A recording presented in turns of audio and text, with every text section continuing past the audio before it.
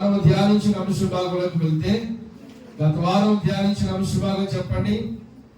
దేవుని రాజ్యం గురించిన విశిష్టత, దేవుని రాజ్యం గురించిన బోధన అంశం మీద మనం చాలా విషయాలు మనం ధ్యానం చేశాం. దేవుని యొక్క రాజ్యము ఎప్పుడోది స్థాపించబడిందో, దేవుని రాజ్యం గురించి ముందుగానే భక్తులకి, ప్రవక్తలకి, రాజులకి ఇచ్చిన సూచన, దానియేలు గ్రంథంలో నెబుకద్నెజర్ రాజుకి ఇచ్చిన సూచన, ఒక దర్శనము, చేతి సహాయం లేని రాయి, దానియేలుకు నెబుకద్నెజర్ రాజుకి కనపడిన ప్రతిమ, ఆ విగ్రహము, ఆ ప్రతిమ అది 4 భాగాలుగా విభాగించబడి బంగారము, వెండి, ఇత్తడి, ఇనుము, మిళితమైన మట్టి, ఈ విధమైన భాగాలుగా అది కనబడింది. ఆ రాజుల కాలంలోనే చేతి సహాయం లేని రాయి వచ్చి ఆ ప్రతిమ మీద పడినప్పుడు అది చిన్న భిన్నములైపోవడం, అది కళ్ళములో చెత్తలా మారిపోయి ఆ మీద గాలి వీచినప్పుడు కనపడకుండా పోవడం, చేతి సహాయం లేని చిన్నపాటి రాయి అది చూస్తుండగానే మహాభూతలమంతా ఎత్తైపోయి, చూస్తూ ఉండగానే ఆ రాయి అయిపోయింది, భూతలమంతా ఎత్తైపోయింది. ఇప్పుడు ఆ చేతి సహాయం లేని రాయే.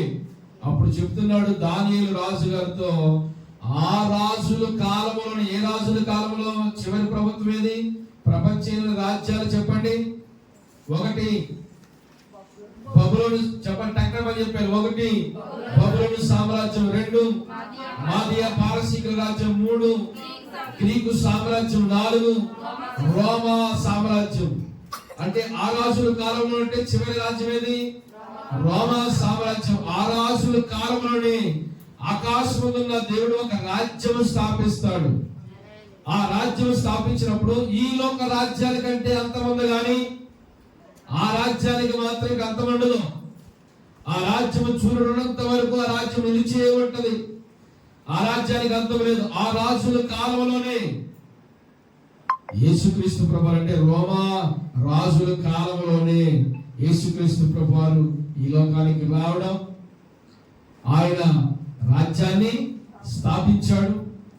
బరబ్బా అన్నాడు, నాతో చేతులు కలుపన్నాడు. ఇదేదో ఈ లోక రాజ్యాలు అనుకున్నాడు. కానీ బరబ్బాకు దేవుని రాజ్యం గురించి అవగాహన లేదు. బరబ్బాతో అన్నాడు, బరబ్బా, అవసరమైతే నీ కొరకు ప్రాణం పెడతాను కానీ నీతో మాత్రం నేను చేయి కలపను అని ముందే చెప్పేశాడు. అవసరమైతే ఆయన కొరకు ప్రాణం పెట్టాడు. దేవునికి మహిమ కలుగును గాక. ఈ రాజు ప్రాణం తీసే రాజు కాదు కానీ ప్రాణం పెట్టే రాజు. ఆమేన్. కక్షలు పెంచుకునే రాజు కాదు కానీ క్షమించే మనసున్న రాజు మన రాజు. ఆమేన్. ఈ రాజ్యంలో హత్యలు ఉండవు. ఈ రాజ్యంలో తిరుగుబాటుతనం ఉండదు. ఈ రాజ్యంలో రక్తపాతం ఉండదు. ఈ రాజ్యంలో హింస ఉండదు. ఈ రాజ్యంలో ప్రేమ, క్షమించడం. ప్రభువు చెప్పారు, నిన్ను వలె పొరుగువారిని ప్రేమించమని ప్రభు చెప్పాడు. ఎన్నో పాఠాలు ఈ రాజ్యంలో ఉండవలసిన లక్షణాలు చాలా చెప్పాడు. ఈ రాజ్యంలో ఉండడానికి తగిన లక్షణాలు కలిగి మనం దేవుని రాజ్యములో రాజ్య విస్తరణ కొరకు ప్రయాసపడాలి. అందుకని పాటుపడిన అవసరాయకుల వలె ఈ రాజ్యం కొరకు నిత్యం మనము ప్రయాసపడుతూ ఉండాలి, పనిచేస్తూ ఉండాలి. దేవుని సన్నిధానంలో మనము ముందుకు నడిపించబడుతూనే ఉండాలి. ఈ రాజ్యానికి అర్థముందా? 2000 సంవత్సరాల క్రితం స్థాపించబడిన రాజ్యం ఈనాడు ప్రపంచాలు, దేశాలు దాటుకుంటూ సుమారు 250 దేశాలు అయితే, ఏమండి, సుమారుగా 200 దేశాల కంటే దేవుని పరిచర్య ఈనాడు విస్తరించి ఉందంటే ఈ రాజ్యానికి ఏమైనా అర్థం ఉందా? ఆ రాజుల కాలంలోనే ఈ రాజ్యాన్ని అంతం చేసేస్తారు అనుకున్నారు. ఆ రాజుల కాలంలోనే ఈ రాజ్యాన్ని ముగింపు పలికేద్దారు అనుకున్నారు. కానీ అది ఆ రాజుల వల్ల కాలేకపోయింది. ఈనాటి వరకు కూడా అదే కదా, ఎంతో కుట్ర, ఎన్నో రకాలైన హింసాత్మకమైన విషయాలు జరుగుతున్నాయి. కానీ మన దేవుడు యుద్ధం చేయమని కానీ కత్తులు పట్టుకుని వెళ్ళమని, పోరాడమని ఇలాంటివి ఏం చెప్పలేదు. మిమ్మల్ని హింసించిన వారి కొరకు చెప్పండి, ప్రార్థన చేయమన్నాడు. ఆమేన్. మిమ్మల్ని దూషించిన వారికి బదులు దూషణ పలకొద్దు అని చెప్పాడు ప్రభు ఈ రాజ్యంలో ఉండడానికి. ఆమేన్, ఆమేన్, ఆమేన్, ఆమేన్. మిమ్మల్ని హింసించిన వారి కొరకు మనం ఏం చేస్తుంటాం? మనము ప్రార్థన చేయాలి. ఇది క్రైస్తవ ధర్మము. ఈ రాజ్యంలో ఉండవలసిన లక్షణాలు. కుడి చెంప కొడితే ఎడం చెంప తిప్పమన్నాడు మన రాజు. మనం ఏం చేయాలి? ఆయన చెప్పినట్లే మనం చేయాలి. మరి ఎందుకు ఈ రోజున క్రైస్తత్వం ఈ నిమిషం జరుగుతున్నాయి? ఎంతమందిని చంపుతున్నారు? మరి ఎవరైనా క్రైస్తవుడు ఈ వ్యక్తిని చంపాడు అన్నవాడు ఎవరైనా ఉన్నారు ఇప్పటికి? ఎక్కడైనా విన్నారు ఇలాంటివి? ఆయన మనం చెప్పలేదు. అలాగే మనం ప్రార్థన చేయడమే. ఎవరు ప్రభు కొరకు ప్రాణాలు పెట్టిన వారి చరిత్ర, వారి యొక్క చరిత్ర చూస్తే జీవ గ్రంథంలో వారి పేరు మొదటి స్థానంలో ఉంటదంట. దేవునికి మహిమ కలుగును గాక. క్రీస్తు కొరకు హతసాక్షులు అవ్వాల్సిన వారి లెక్క ఇంకా ఉందని ప్రకటన గ్రంథంలో ఉంది. క్రీస్తు కొరకు ఇంకా హతసాక్షులు కావాల్సిన వారి లెక్క ఇంకా ఉంది. ఇంకా ఎంతమంది దేవుడి కొరకు హతసాక్షి కావాలో, ప్రభు కొరకు మనం హతసాక్షి కావడానికైనా వెనుదిరిగిన విశ్వాసంతో ముందుకు మనము నడిపించబడతాం. దేవునికి మహిమ కలుగును గాక. ఈ రాజ్యంలో ఉండాలంటే మనకి మన వారం చాలా విషయాలు చెప్పి కాట్లోకి వెళ్తే టైం అవుతుంది కనుక ఈ రాజ్యంలో ఉండాలంటే మనం చెప్పిన మాట ప్రధానంగా మాట జ్ఞాపకం చేయండి. ఎవరైనా ప్రధానమైన మాట కావాలి, ప్రధానమైన మాట కావాలి. మొన్న ఒక చిన్న చూసి చెప్పాను, నీ కన్ను నేను అభ్యంతరపరిస్తే కన్ను ఎలా నరికేస్తావు? పిరికివేయాలి. లోపలికి ఎట్టని వేయాలి, లేకపోతే ఏదైనా టనుసులు ఉంటాయి కదా అలాంటివి లోపలికి ఇక్కడ పెడితే వెళ్ళిపోద్ది. లోపలికి వెళ్ళిపోతాం. వెళ్ళిపోతే ఒక రథం చేసుకుని లాగేసుకోవచ్చు. కన్ను అభ్యంతరం పరిస్తే, చెయ్యి అభ్యంతరం పరిస్తే చేతులు నరికి వేయాలి. కాలు అభ్యంతరం పరిస్తే కాలు నరికి వేయాలి. నాలుగు నోరు అభ్యంతరం పరిస్తే ఏం చేయాలి? చెవికి కేసేయాలి. ఇంకా రాత్రి కాలం తీసుకుంటు అప్పుడప్పుడు షూ ఉండిపోతే వేసుకోమని చెప్తున్నాను కదా. ఏది అభ్యంతర పరిస్థితి అని ఏం చేయాలి? తీసివేయాలి. ఒకవేళ మనం అనడానికి అలాంటి సామర్థ్యత నా మీద ఎవరైనా గొడవడితే గొడవడేంత సామర్థ్యత నాకు లేదా? నన్ను ఎవరైనా ఎవరు అన్నారో నాకు తెలిస్తే వెళ్ళి అడిగి మాట్లాడే అంత దమ్ము లేదా నాకు? కానీ మాట్లాడు. అది నా నైజం కాదు. దేవుడు నాకు అది, మన రాజు అది చెప్పండి. మన రాజు అది నేర్పలేదు.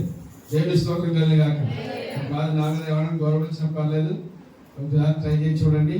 మిమ్మల్ని ఏమీ నేను అనను. నాకు అవి నేర్పలేదు నా దేవుడు. గతంలో అంటే ఒకవేళ అందునేమో, గతంలో వ్యక్తి వేరే, ఆ స్వభావం వేరు, ఆ మనస్తత్వం వేరు, ఆ లైఫ్ వేరు, ఆ రాజ్యం వేరు, ఆ ఎంజాయ్ వేరు. అవన్నీ ఏమైనా ఇప్పుడు క్రీస్తులోనికి వచ్చిన తర్వాత దేవుని రాజ్య విస్తరణలో మనం పనిచేస్తున్నాం కనుక దేవునికి అనుకూలంగా మనం మలచబడుదుము గాక. అందరూ దేవుని స్తుతి చెప్పండి. మరొకసారి గట్టిగా స్తుతి చెప్పండి. ఈరోజు మరొక విషయాన్ని, ఇవన్నీ ప్రభు చెప్పిన మాటలేనా?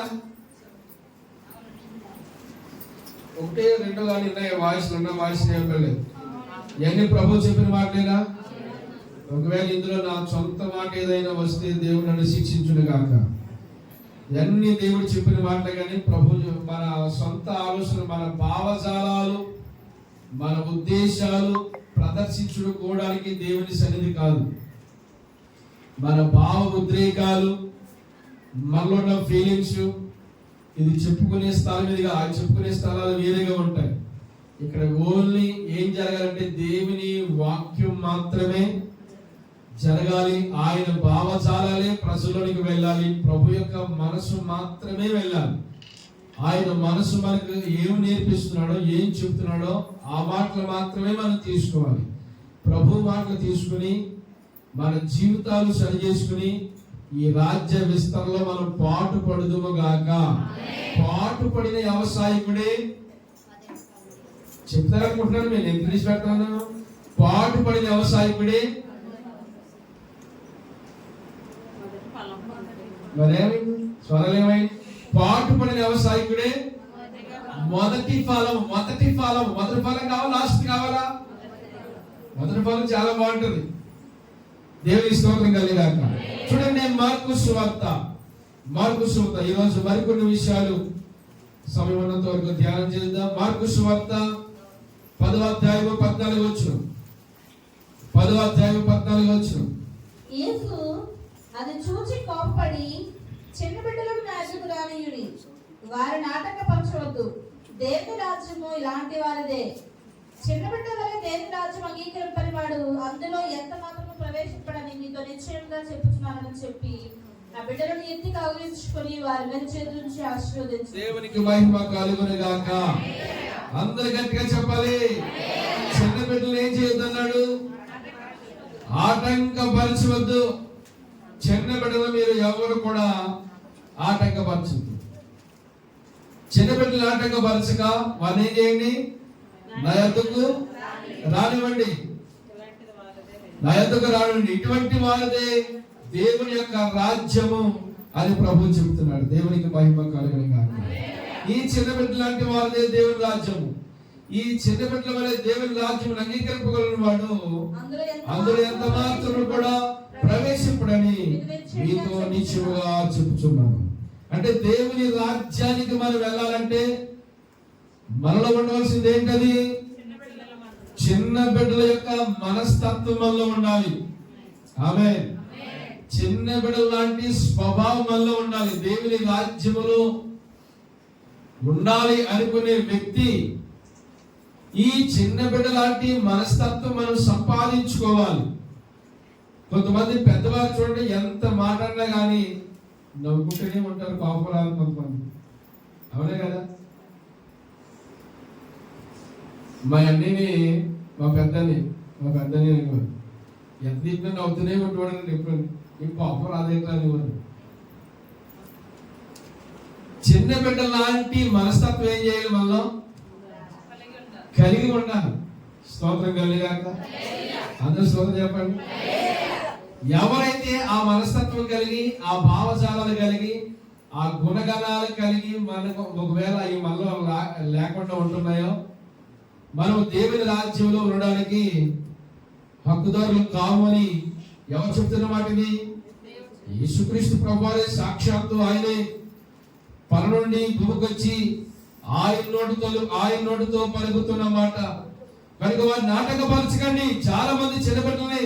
అందుకని నేను ఏం చెప్తానంటే, మీ బిడ్డలు ఎక్కడ ఉన్నారు? దేవుని సన్నిధికి తీసుకురండి, రండి అని మిమ్మల్ని ఎక్కువగా ఫోన్ చేయడం గల కారణం ఏంటంటే, వారు దేవుని సన్నిధి ఉంటే అది ఆశీర్వాదం వాళ్ళకి. ఒకవేళ అప్పు చేస్తారు, అల్లరి చేసినా కానీ మనం ఏం చేసుకుంటాం? వారిని కంట్రోల్ చేసుకుంటారే. బాబు నీ గురించి మంచి మాట చెప్పలేదు కదా, నీ గురించి చెప్పినప్పుడు కూడా ఎట్లేదు. మీరు చిన్నప్పుడు చాలా మంచి లేదు నవ్వండి ఒకసారి. మీరు వాళ్ళ నవ్వులో స్వార్థం ఉండదు. ఆమేన్. ఇప్పుడు ఈదులోకి వెళ్ళి 3-4 తన్నేసుకుంటారు. మళ్ళీ ఆఫీసులో పోయి అనమాట. ఈ తల్లికొని 4 తల్లిదండ్రులు ఉన్నారు కదా, ఏం కేవలం పగలు చేసుకుంటారండి. ఏం చేస్తారు? ఇక్కడ తల్లుకుంటారు, మళ్ళీ ఆ విసర్జనలోకి పోయో, ఆ పక్క పోయో, ఈ పక్క పోయారు. అదే మీతో మా అమ్మ చెప్తున్నారు, మా అమ్మ చూడకుండా వస్తారా కానీ ఏం చేస్తారు వీళ్ళు? చోటు. మరి తనుకున్నారా వీళ్ళు? తనుకున్నారు. వాళ్ళు వీళ్ళు గాయపరుచుకున్నారు. తర్వాత వాళ్ళ స్వభావాలు పగ పెట్టుకోవాలి, కక్ష పెట్టుకోవాలి. మరి మనకే అందుకని ప్రభువు చెప్పాడు, ఏ మనసు ఉండాలన్నాడు? చిన్న బిడ్డల లాంటి మనసు మనలో వచ్చును గాక. ఈ మనసు మనలో రావాలి. అలాంటి వారిది పరలోక రాజ్యం. అలాంటి వారు కాకపోతే ఈ లోకంలో ఉండిపోతాం. అలాంటి మనస్తత్వం మనకు రాకపోతే దేవుని రాజ్యంలో ఎంత మాత్రము అన్నమాట, ఎంత మాత్రం మనకి ఎప్పుడు కూడా ఈ లోక రాజ్యంలో ఉండాలి, ఈ లోక రాజ్యంలో తినాలి, ఈ లోక రాజ్యంలో తాగాలి, ఈ లోక రాజ్యంలో పెంచుకోవాలి, ఈ లోక రాజ్యంలో తొలతొగాలనుకుంటాం. కానీ దేవుని రాజ్యం గురించిన అవగాహన అది కొందరికి మాత్రమే వస్తుంది. ఆమేన్. ఆ రాజ్యం గురించిన అవగాహన మనలో రావాలి. ఆ రాజ్యం గురించి మనం ప్రయాసపడాలి. ఈ చిన్న బిడ్డ లాంటి మనస్తత్వం మనం ప్రభు సన్నిధానంలో సంపాదించుకుందాము గాక. మనం ట్రై చేయాలి, ప్రతిదీ కూడా ప్రాక్టీస్ చేయాలి. హోంవర్క్ చేయాలి, ప్రతిదీ ప్రాక్టీస్ చేయకుండా రాదు ఏదని. ఒకరోజు ఆకాస్త ఏమవుతుంది, పరిపూర్ణతలోకి వస్తుంది. నీకే చెప్తున్నా, నాకే చెప్తున్నా అనుకుంటారు మీరు ఇద్దరు. ఏం చేయాలి, ప్రతిరోజుని ప్రాక్టీస్ చేయాలి. ఒకసారి ట్రై చేసి చూడండి. ఎలాగ ట్రై చేయాలి? ఇంటికి వెళ్ళి మన వ్యక్తిగత ఇక్కడ వినాలి. ఇంటికి వెళ్ళిన తర్వాత ఏం చేయాలి? హోంవర్క్ చేయాలి. ఆమేన్. మళ్ళీ మర్చిపోతాం కాదు. ఇక్కడ స్కూల్లో మాస్టర్ మన మోసే గారు, దేవుని స్తోత్రం చెప్పండి. హల్లెలూయా. ఇప్పుడు స్కూల్లో ఏం చేస్తారో చెప్తారు కదా. స్కూల్లో చెప్పిన తర్వాత రేపు ఏం చేయాలి, మీరు రేపు వచ్చే వారానికి, రేపు వచ్చే రోజుకి హోంవర్క్ చేసి మీరు తీసుకురావాలి. ఇది ఇప్పుడు ఈ రోజు వింటున్న పాఠం, ఈ రోజు వింటున్న పాఠం ఏంటిది? మీకు మనందరికి హోంవర్క్. ఇది ఇంటికి వెళ్ళిన తర్వాత ప్రాక్టీస్ చేయాలి. ఈ వారం అంతా చిన్న బిడ్డలు లాంటి ఉండడానికి, ఈ మనసు మనలో సంపాదించుకోవడానికి కాస్త బుద్ధి కలిగి, కాస్త జ్ఞానం తెచ్చుకుని, దేవుని పరిధిలో మనం ఆలోచన, మన పరిధిలో కాదు. మనం ఎంతసేపు మన పరిధిలో దాంట్లో కూడా వెళ్ళడానికి మనం ఇష్టపడుతుంది. మన పరిధిలో ఉంటాం. దేవుని పరిధిలోకి వెళ్ళి ఆలోచించి ఈ మనసు మనం సంపాదించుకుందాము గాక. ఈ భావజాలలో మనలోకి వచ్చిన గాక. మత్తయి సువార్తలో కూడా ఇదే మాట చెప్తున్నాడు. 18వ అధ్యాయం 3వ వచనం చదవమ్మా. 18వ అధ్యాయం 3వ వచనం. 18వ అధ్యాయం 3వ వచనం. మీరు మార్పు నొంది బిడ్డల వంటి వారైతే చెప్తున్నాడు చూడండి. మీరు మార్పు నొంది బిడ్డల వంటి వారైతేనే గాని పరలోక రాజ్యంలో ప్రవేశింపలేరు. పరలోక రాజ్యంలో చాలా స్పష్టంగా చెప్పాడండి. మార్పు నొంది బిడ్డల వంటి వారైతేనే గాని పరలోక రాజ్యంలో మీరు ప్రవేశించరని నిశ్చయం. ఈ మాట అంటే నిశ్చయం. ఈ మాట నిశ్చయం, ఈ మాట ఖచ్చితం. ఈ మాటలో మార్పు ఉందా? దేవుని మాటలో మార్పు లేదు. మీరు మార్పు నుండి ఈ బిడ్డల వంటి వారైతే, బిడ్డల వంటి వారంటే చిన్న బిడ్డల వంటి వారు. హల్లెలూయా. వారు నవ్వునప్పుడు చూడండి, చిన్న బిడ్డల యొక్క నవ్వు ఎంత తిరిగేస్తూ ఉంటుంది, ఎంత కలగా ఉంటుంది. చిన్నబిడ్డ నవ్వినప్పుడు, చిన్నబిడ్డలు నవ్వు ఒక్కొక్కసారి ఫోటో తీసి గోడలు కొంతమంది గృహాల్లో పెట్టుకుంటారు. చిన్నబిడ్డ నవ్వు ఎంత కల్మషం లేని నవ్వేది మన నవ్వు.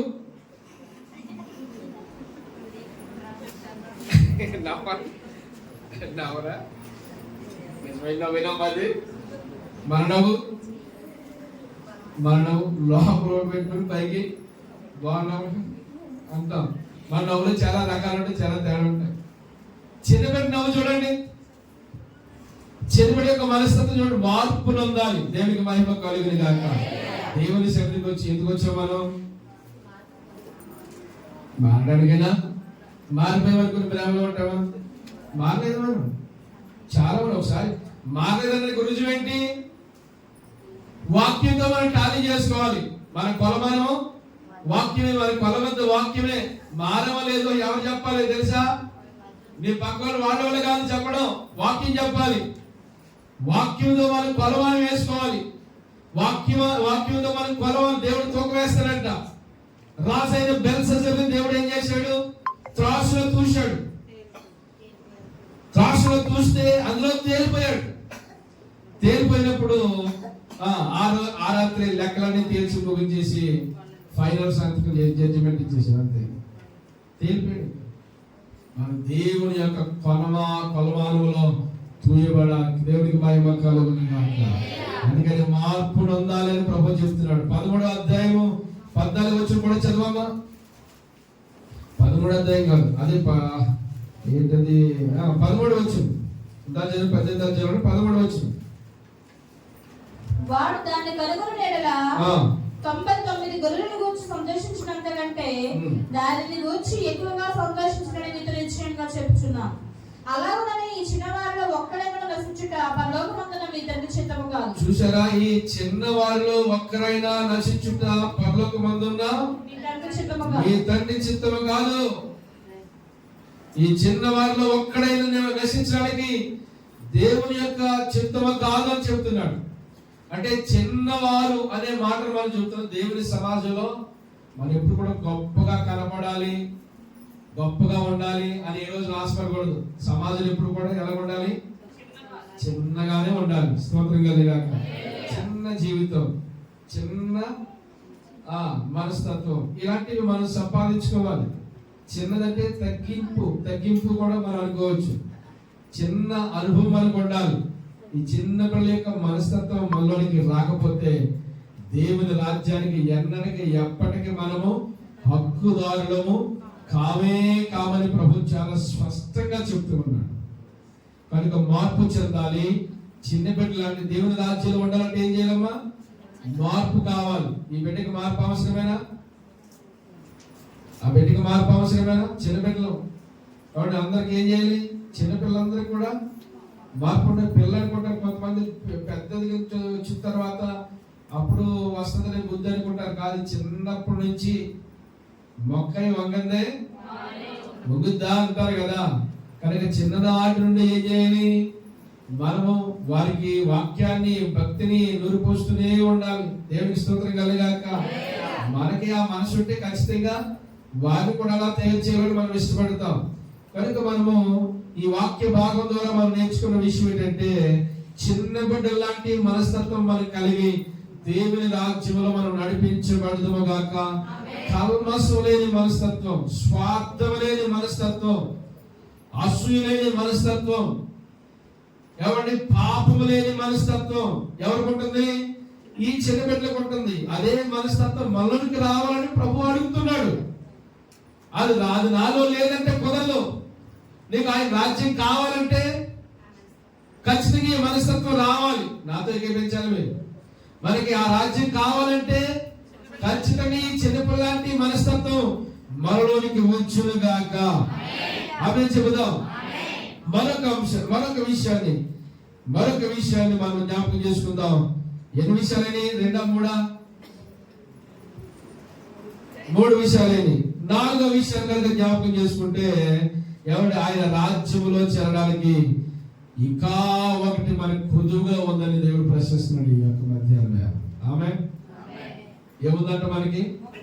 ఇంకా ఒకటి కొదువు ఉంది. ఈ రోజున ఆ కొదువు ఏంటో మనం చూసుకోవాలి. అర్థమైందా?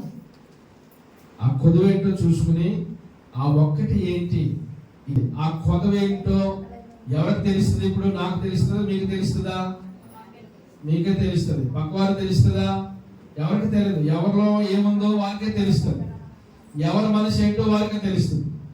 కనుక మనమందరము ఆ కొదువేంటో, దేవుని రాజ్యంలో ఇంకా ఉండడానికి అర్హత ఏమి మనం కోల్పోతున్నామో, ఎక్కడ ఏ విషయంలో మనం ఇంకా వెనకబడి ఉంటున్నామో ఎన్నో విషయాన్ని మనము గమనిద్దాం. మార్కు సువార్తలోని 10వ అధ్యాయము, అదే మార్కు సువార్త 10వ అధ్యాయంలో చూస్తే 10వ అధ్యాయము 17వ వచనం చదవమ్మా.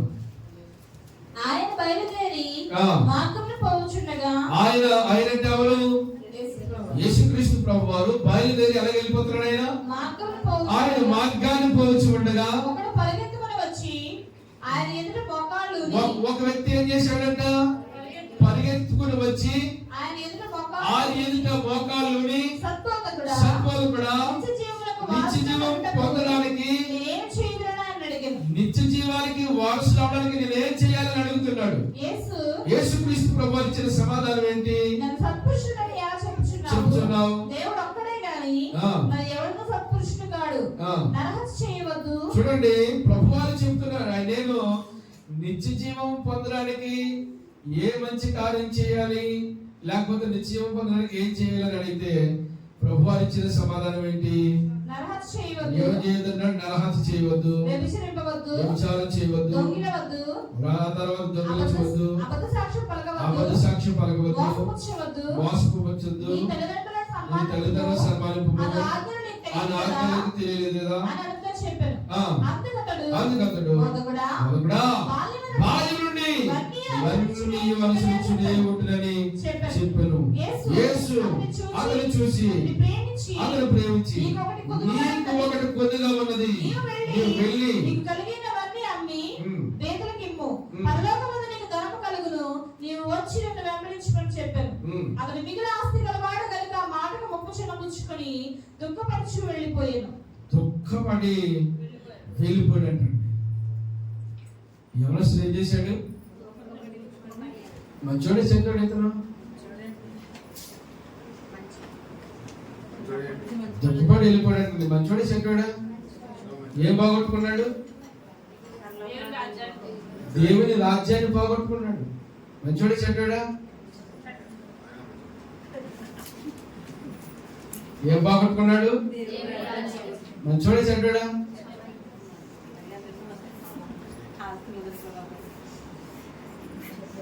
చెప్పండి.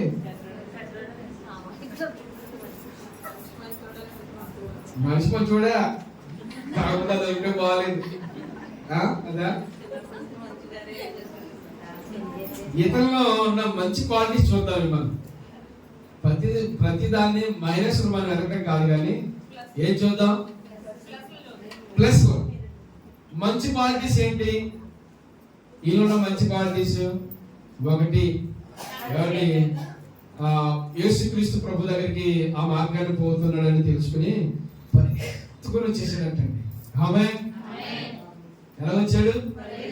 పరిగెత్తుకుంటూ వచ్చాడు. ప్రభు దగ్గరికి వచ్చినప్పుడు అట్లా రావాలి మనం. ఆమె పరుగు పరుగు పరుగు పరుగు నుంచి ఎక్కడ పడిపోవాలి? ఆయన కాళ్ళ దగ్గర పడిపోవాలి, ఆయన పాదాల దగ్గర పడిపోవాలి. చెప్తా మహాప్రభు చరణయ్య, దేవుని పాదాలు, దేవునికి స్తోత్రం కాదు కాక అంత దేవ సూర్యదేవుడు దేవుని పాదాలు పట్టుకోవాలి. పరుగు పరుగు పరుగు పరుగు. అక్కడ ఆయన మార్గాన్ని పోతుండగా ఆయన వెళ్ళిపోతున్నాడు, దాటిపోతాడని తెలిసి పరిగెత్తుకుంటూ ప్రభు వాళ్ళ దగ్గరికి వెళ్ళిపోయాడండి. పరిగెత్తుకుంటూ ప్రభు దగ్గరికి వెళ్ళిపోయి మోకాలు ఉన్నాడు. ఆమేన్. ఏం చేశాడు? అమ్మా, మోకాలు లేని వారితో చెప్తున్నా నేను, మీకంటే చాలా మంచివాడు ఆయన. ఎవరికంటే?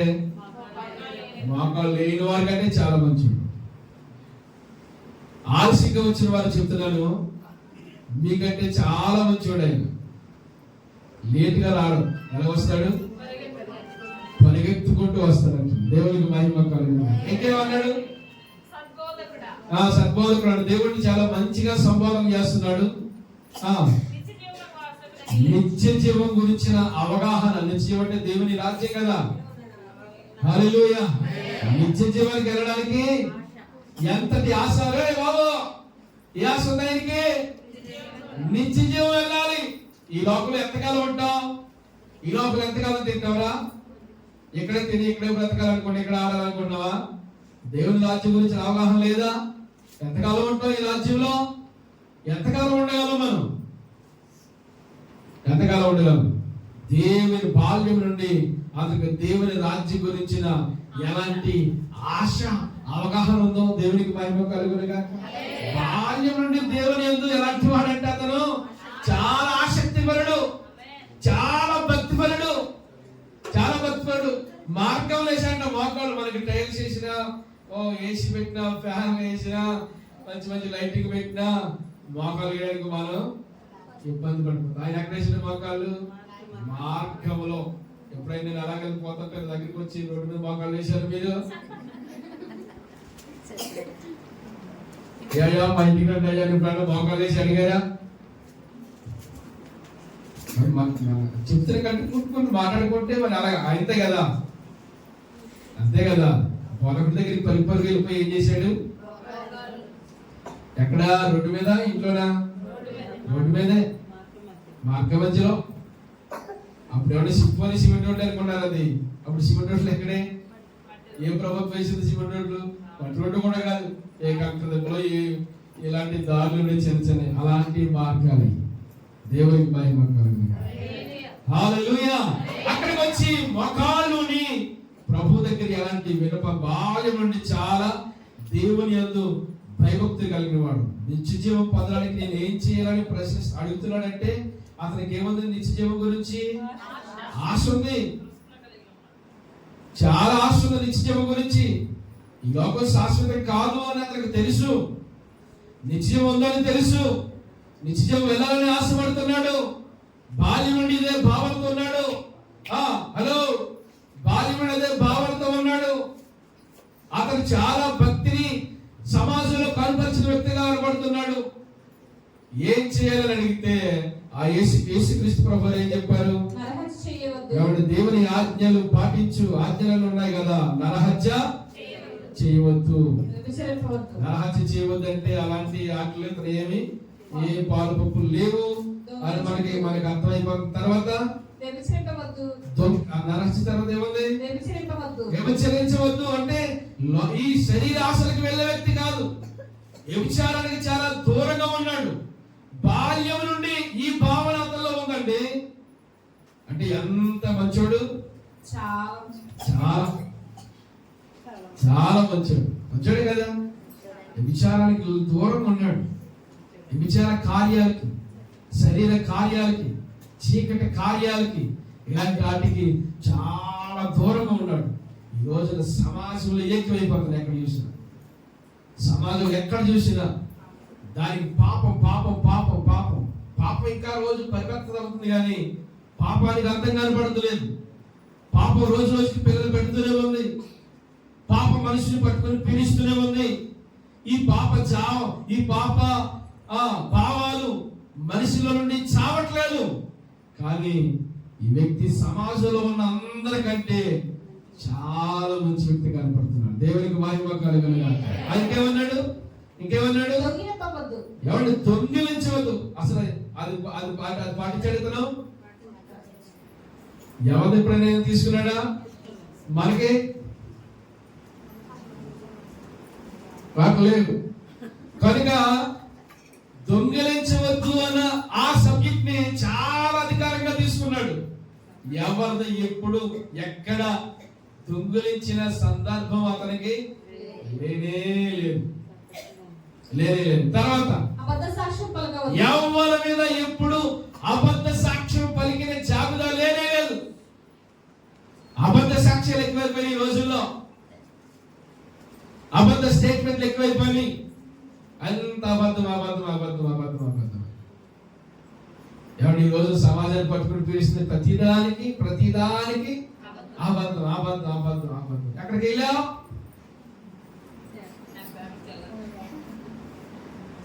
దానికి సమాధానం ఏంటి?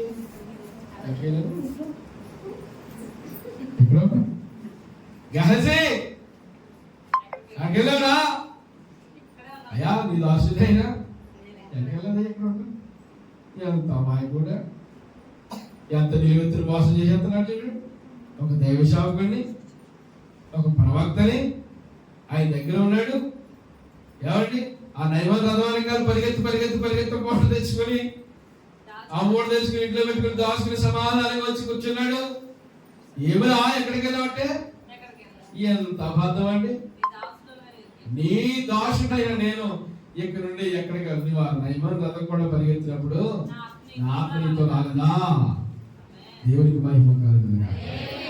చిన్ననాటి నుండి ఎవరి మీద దొంగిలించడం కానీ, తర్వాత అబద్ధ సాక్ష్యము పలకడం కానీ, తర్వాత ఎవరిని మోసపుచ్చేవాడు కాదు. మోసం అనేది అతని జీవితంలో ఈ రోజు ఎక్కడ చూసి ఏముంది? మోసం. ఆ మోసం మనం తినే ఆహారంలో కూడా మోసమే. మన అవయవాలన్నీ పాడైపోతున్నాయి. వెళ్ళకుండా పదార్థాలు లోపలికి పుచ్చకాయ తిందామని మనం చాలా ఎర్రగొంది అనుకుంటున్నాం. ముందే దానికి ఎక్కించేస్తున్నాడు. పుచ్చకాయలోకి ఎక్కించేస్తున్నాడు, బొప్పాయిలోకి ఎక్కించేస్తున్నాడు, యాపిల్లోకి ఎక్కించేస్తున్నాడు. అన్నింటిలో ఏ తినే ఆహారం ఏది ఉన్నా కానీ అన్ని మోసం. తినే తోటకూరలోకి ఎక్కించేస్తున్నాడు. ఆకుకూరలు అన్ని మోసమే. అన్ని కల్తీ. అంత కల్తీసరికే. అంతే తాగే దాంట్లో అది కూడా కల్తీ అంట. అన్ని కల్తీ. అన్నిట్లో కల్తీ చేసుకుని మొత్తానికి మన ఆరోగ్యాన్ని పోగొట్టుకుంటాం. ఇప్పుడు ఎక్కడ ఎవరైనా మోసం చేశాడా? ఎంత మందిని మోసం చేసి, ఎంత మందితో అబద్ధమాడి, ఎంత మంది జీవితాలు పాడు చేసి, ఎంత అన్యాయాలు కరగట్టి ఇలా జీవితాలు సమాజాన్ని పాడు చేసే చీడపురుగులు ఈ రోజులు చాలా మంది సమాజంలో ఉన్నారు. ఆ ఒక్క అలవాటు కూడా నీలో ఉందా? ఇంకేముందా? మా దగ్గర తల్లిని తండ్రిని సన్మానించుము అని ఆజ్ఞలు అంటే ఆయన ఏమంటున్నాడు? అందుకతడు హలో బోధకుడా బాల్యము నుండి ఇవన్నీ ఆచరిస్తున్నాడు. దేవునికి మహిమ కలుగును గాక. నీ తల్లిని తండ్రిని ఏం చేయమంటాడు ఆయన? సన్మానించుము. దైవం తర్వాత దైవం ఎవరో తెలుసు మనకి? తల్లి తండ్రులే. వారిని సన్మానించాలి. సన్మానించడం అంటే గౌరవంగా చూడాలి, వారికి ఇవ్వాల్సిన మర్యాదను ఇవ్వాలి. ఈ వ్యక్తిలో, ఈ యవనస్తులో ఎన్ని మంచి లక్షణాలు ఉన్నాయో చూడండి. వీళ్ళున్న లక్షణాలు పోనీ ఒకటైనా వాళ్ళు ఉండుంటాయి కదా. నరహ చోటి చేయలేదేమో చెప్పేసారు ఎవరన్నా తెలియకుండా. మాటలతో చెప్పేసి వాళ్ళు చాలా ఉంటారు. కొంతమంది కత్తి పోటు లాంటి మాట్లాడు. ఇలా అన్నామంటే మాట వేసేదంటే కత్తే లోనికి దిగిపోవాలంతే, ఇంకా అది పడింది అంతే. కనుక ఎవరు అంటే ఈలో ఉన్న మంచి లక్షణం మీకు మన గురించి కాదు, అది మన గురించి, ఆయన గురించి. ఇప్పుడు చెప్పుకున్న సబ్జెక్టు ఆయన గురించి. ఇప్పుడు వాక్యాన్ని ఏం చేయాలంటే ఇప్పుడు మనం అన్వయింపు చేసుకోవాలి. అది వాక్యాన్ని వాక్యంగా చూడాలి. వాక్యాన్ని సందర్భం పెట్టి ఎవరు మాట్లాడారు, ఎవరితో మాట్లాడారు, ఎందుకు మాట్లాడారు, ఇప్పుడు మనకి దాన్ని ఎలాగ మనము అన్వయించుకోవాలి. ఇది మనం అన్వయించుకోవాలి దేవుని వాక్యాన్ని. దేవునికి మహిమ కలుగును గాక. బాల్యము నుండి ఇవన్నీ కూడా అనుసరిస్తున్నాడంటే బాల్యం నుండి చాలా భక్తిపరుడుగా ఎదిగాడు. హల్లెలూయా. బాల్యం నుండి చాలా ఇంపార్టెంట్. బాల్యం నుండి చాలా భక్తిపరుడుగా ఎదిగాడు. చాలా భక్తిపరుడైన వ్యక్తి, చాలా భక్తిపరుడుగా బ్రతికాడు. కర్మవాసన అంటించుకోకుండా, లోకాన్ని ప్రేమించకుండా, పాపంతో స్నేహించకుండా, ఎవరు ఏ విధమైన చెడు వ్యసనాలకి లోనవ్వకుండా, కుటుంబంలో తల్లిదండ్రులకు ఎంత మంచి ఘనత తీసుకొచ్చే వ్యక్తిగా ఉన్నాడు. ఇన్ని మంచి క్వాలిటీస్ ఉన్నా కానీ, ఇన్ని మంచి లక్షణాలు ఉన్నా కానీ ఆయనలో ఇంకా ఒకటి కొద్దుగా ఉందంటాడు. దేవునికి మహిమ కలుగును గాక. ఆయనలోనే కొద్ది ఉంటే మరి మనలో ఒకటి ఉంటాయా, రెండు ఉంటాయా? అంతే అన్వయిపే కదా, అన్వయిపే కదమ్మా. అన్వయించుకోగా వద్దా? హలో సోదరి, అన్వయించుకోవాలి వద్దా? అన్వయించుకుందాం. బాల్యం నుండి కూడా ఏం చేస్తాడు ఈ వ్యక్తి? అవన్నీ పాటించుకుంటూ వస్తున్నాడు. ఇందులో ఏ విధమైన లోక సంబంధమైన ఉందా? అవుతుంది. కుటుంబంలో మంచి పేరుంది, సమాజంలో మంచి పేరుంది, ఎదుటి వాళ్ళ దగ్గర.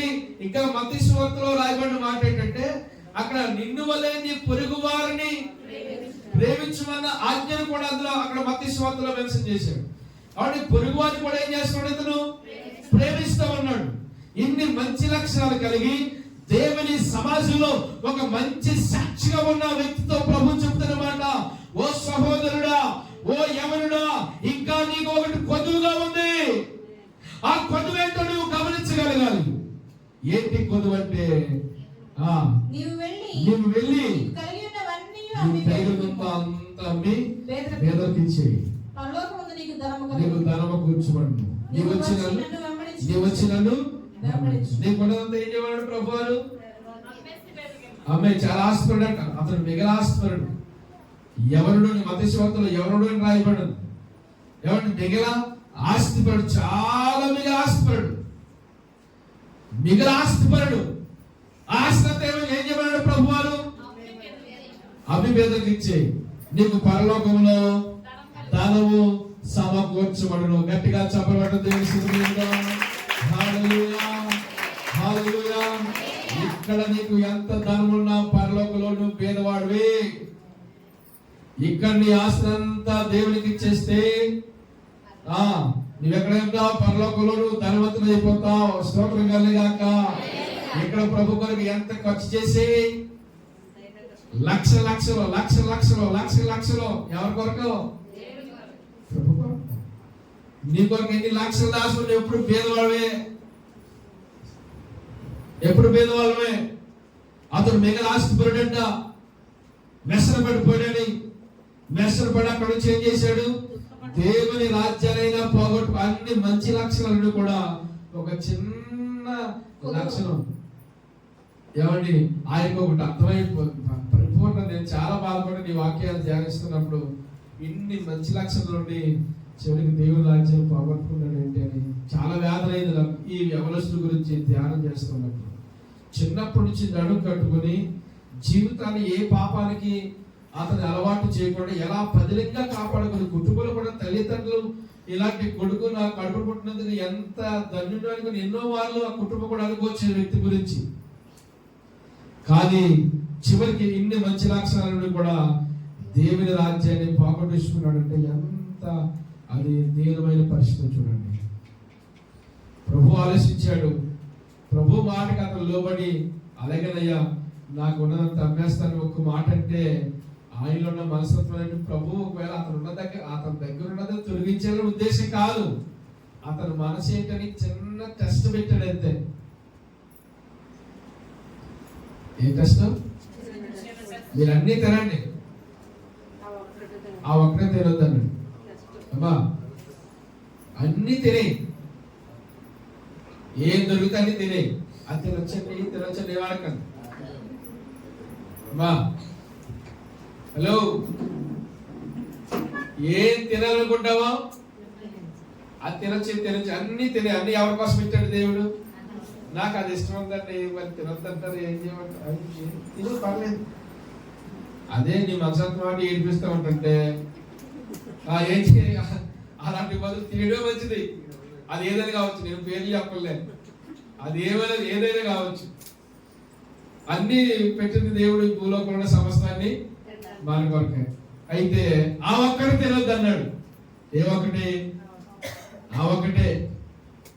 మనకేం కావాలి? అన్ని వదిలేసి కాసేపు ఆ ఒక్కదాని కోసమే తిరుగుతూ ఉండేదంట. ఇచ్చినవి అన్ని పక్కన పెడతాం, చేసినవన్నీ వదిలేస్తాం. ఆ ఒక్కటి పట్టుకుని ఏం చేస్తాం? దాన్ని ఎలాంటి హైలైట్ చేస్తా ఉంటాం. ఆ ఒక్కటి వదిలేయమని ప్రభు చెప్తున్నాడు కదా. ఆ ఒక్కటి వదిలే. దేవునికి నచ్చిందా నచ్చంది? దేవునికి నచ్చంది కదా. దేవునికి నచ్చందాన్ని విడిచిపెట్టేయాలి మనం. ఆ ఒక్కటి వద్దు నీకు, అది నీకు హానికరమైంది అని ప్రభు అన్నప్పుడు వద్దు నాయన అదే కావాలి ప్రభు. ఎందుకైతే నాకు అది చాలా ఆనందంగా కనబడుతుంది. నా మనసు అంతా అక్కడే ఉంటుంది కదా. ఎలాగైనా అది కావాలి. ఒక అయినా అలాగ అన్నా ఏమని? అదే కావాలి, అదే కావాలి. ఆ దేవతే లాస్ట్ ఏమైపోయింది? ఈసారి బాబా దేవుడు బాబా మొదట దేవత. మన ప్రభు చెప్తాడు అప్పుడు కొన్ని సూచనలు ఇస్తారు. అది వద్దు నీకు, అది నీకు హానికరం. మన దగ్గర ఏది లేదో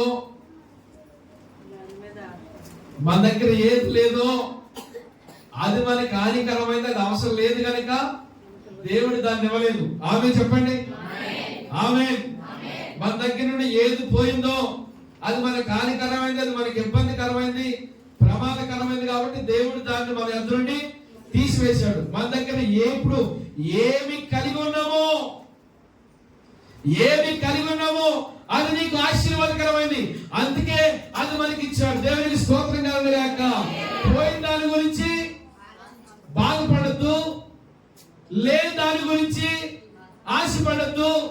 ఉన్నదాన్ని కలిగి సంతృప్తిగా ప్రభు సన్నిధిలో నడిపించబడతాం. దేవునికి మహిమ కలుగునుగాక. మన దగ్గర ఏది లేదో అది మనకు అవసరం లేదు. ఇప్పుడు ఉన్నది ఏదైతే ఉందో అది మనకు అవసరమైంది కనుక దేవుడు మనకి ఇచ్చాడు. కనుక మనం కలిగి ఉన్న దాన్ని బట్టి సంతృప్తి కలిగి ఉంటే ఒక దినమందు ఒక అద్భుతకరమైన మహా ఆశీర్వాదకరమైన శక్తిగా దేవుడు మన సమాజానికి చూపిస్తాడు. గట్టిగా చెప్పడం దేవుడు.